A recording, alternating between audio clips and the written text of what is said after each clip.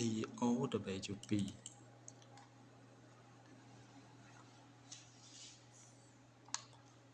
ចូលលេខឥឡូវ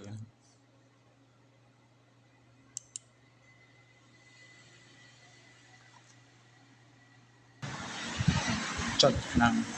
ម៉ៅចុចហើយចេញចេះ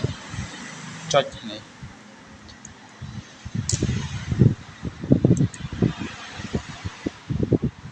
រងចាំវា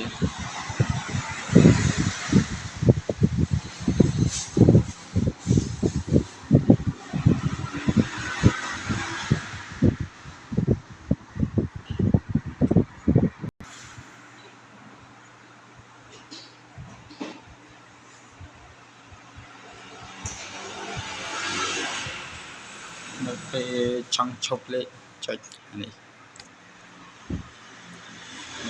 ចុចណាមួយហើយចុចអានេះចាក់ចេញហើយចុចខាងឆ្វេងនេះ